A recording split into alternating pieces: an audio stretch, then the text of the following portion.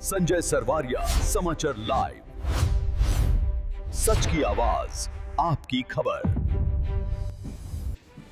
दमोह सांसद राहुल सिंह लोधी भगवान श्री जागेश्वर नाथ के अनन्य भक्त हैं।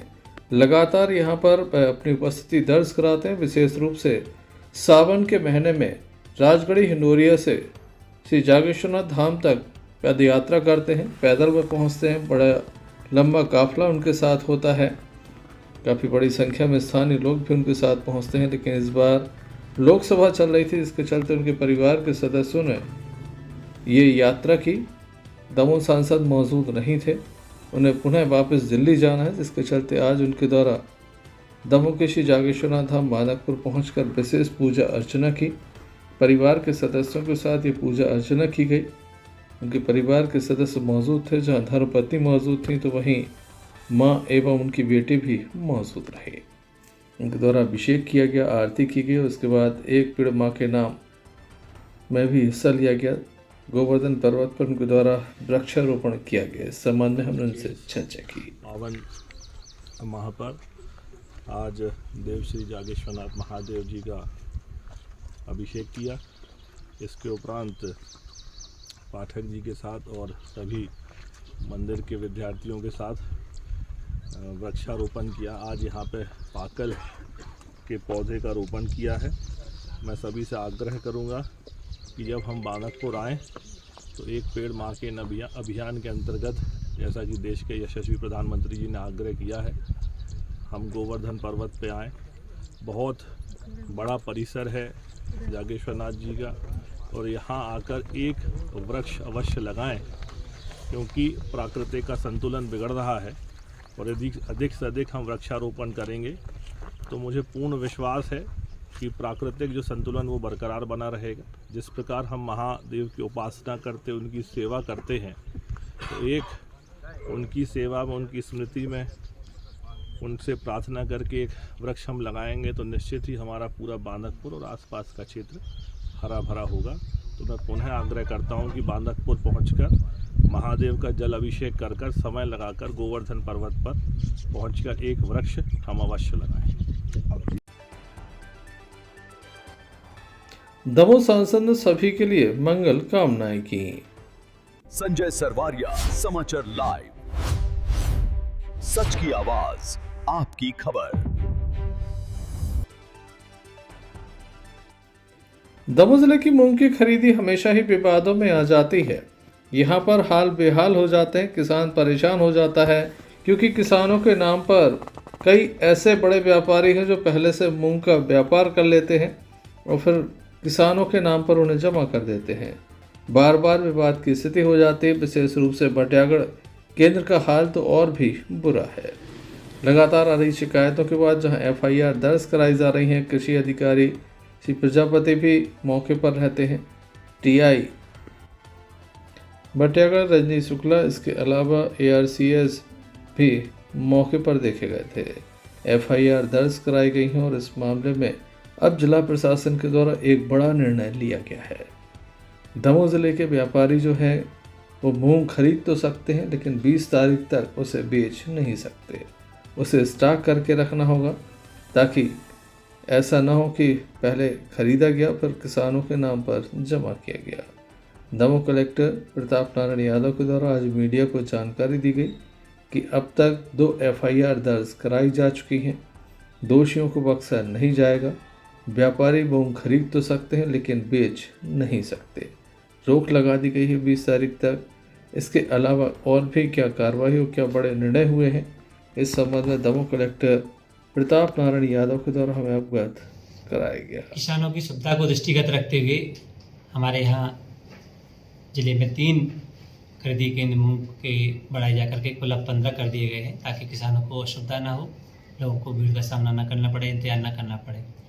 साथ ही जो मंडी में व्यापारी लोग ओपन नीलामी में खरीदते हैं और कई बार ऐसी शिकायतें प्राप्त होती हैं कि उस माल को उपार्जन केंद्र पर बेचने करके गलत फ़ायदा लेने का प्रयास करते हैं। इसको दृष्टिगत रखते हुए हमारे द्वारा 16 अधिकारियों की ड्यूटी लगाई जा करके समस्त व्यापारी जिन्होंने मूंग खरीदी की है उनका भौतिक सत्यापन स्टॉक का करने हेतु निर्दिष्ट किया गया है। साथ ही 20 तारीख तक जब तक हमारा खरीदी चलेगी तब तक मूंग को बिना एसडीएम की अनुमति के स्टॉक बाहर ना निकालने के भी निर्देश दिए गए हैं, उन पर रोक लगाई गई है। अर्थात 20 तारीख तक जब तक हमारी खरीदी होगी उनको स्टॉक अपने गोदाम में ही रखना होगा, बाहर नहीं निकालेंगे, जिससे कि हमारा रिसाइकिल होने की कोई संभावना न रहे।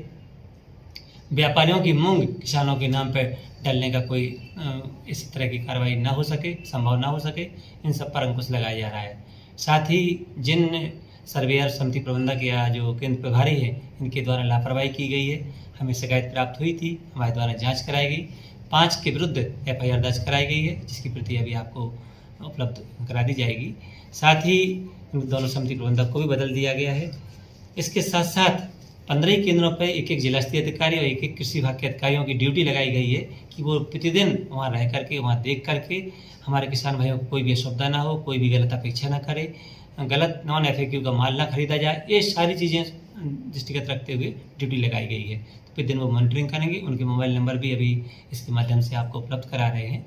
साथ ही मेरा सभी किसान भाइयों से अनुरोध है कि किसी भी तरह की कोई भी गलत अपेक्षा आपसे यदि करता है तो हमारे फेसबुक पेज पर कमेंट्स के माध्यम से, हमारा जो कंट्रोल रूम स्थापित किया गया है उसका नंबर भी अभी आपको उपलब्ध करा रहे हैं, उसके माध्यम से आप हमें अवगत कराएं, तत्परता से हमारे द्वारा कार्रवाई की जाएगी।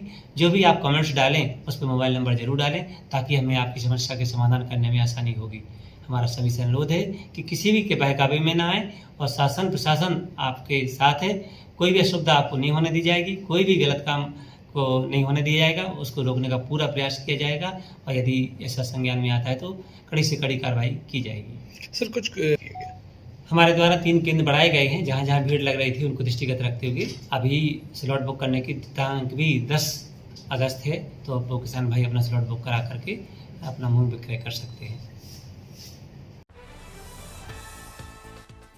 दमोह कलेक्टर का निर्णय किसानों के हित में बताया जा रहा है। वहीं व्यापारियों में हड़कंप है जिस कार्य में लिप्त थे, क्योंकि चंद्र व्यापारी तमाम व्यापारियों का नाम खराब कर देते हैं।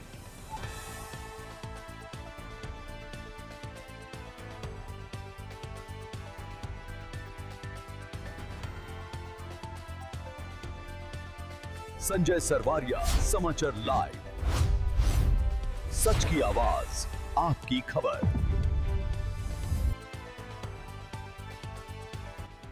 खबरों में बात कर लेते हैं दमोह जिले की आंगनवाड़ी, जिनका हाल बेहाल है।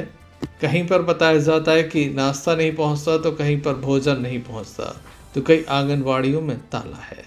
दमोह जिले का ये हाल है, ऐसा हम नहीं कहते, बल्कि दमोह कलेक्टर प्रताप नारायण यादव के द्वारा आंगनवाड़ियों की जांच कराई जा रही है। 155 आंगनवाड़ियों की जांच कराई गई, 9 पर ताला मिला।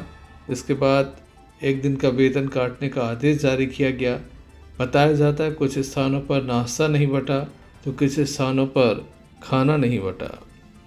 इसके अलावा मेनू के अनुसार यहाँ पर वितरण नहीं किया जा रहा, जिसके बाद दमोह कलेक्टर प्रताप नारायण यादव के द्वारा कार्रवाई तय कराई गई है।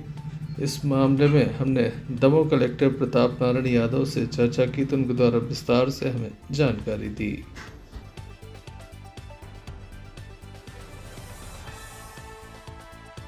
शासन की योजना का लाभ सभी को मिले, जो भी पात्रजन हैं, और सही मिले, इसको सुनिश्चित करने के लिए 155 आंगनबाड़ी केंद्रों का निरीक्षण कराया गया विगत 3 दिनों में, जिसमें 8 केंद्र बंद पाए गए, तो 8 की वेतन काटने के निर्देश दिए गए हैं या वेतन काटी गई है। साथ ही जो 37 सेल्फ हेल्प ग्रुप हैं, इनके द्वारा कई जगह नाश्ता नहीं दिया गया, कई जगह भोजन मेनू के अनुसार नहीं दिया गया, इन सभी को नोटिस जारी करके इनके खिलाफ कार्रवाई की जा रही है। आगे भी हम सतत रूप से निरीक्षण कराते रहेंगे। मेरा सभी आंगनवाड़ी केंद्र की जो सहायिका कार्यकर्ता हैं और साथ ही जो स्वसहायता समूह जो इनको नाश्ता और भोजन प्रदान कर रहे हैं, उन सभी से अनुरोध है कि जो शासन के निर्देश हैं, जो शासन का मेनू है, जो शासन द्वारा निर्धारित मात्रा है, उन सबका पालन करते हुए हमारे लोगों को सुविधा दें, उनका अपने निर्देशों का पालन करें, किसी भी तरह से लापरवाही करने का प्रयास न करें। आकस्मिक रूप से लगातार निरीक्षण कराया जाता रहेगा और यदि गलती पाई जाएगी तो आगे और कड़ी से कड़ी कार्रवाई की जाएगी। संजय सरवारिया, समाचार लाइव, सच की आवाज, आपकी खबर।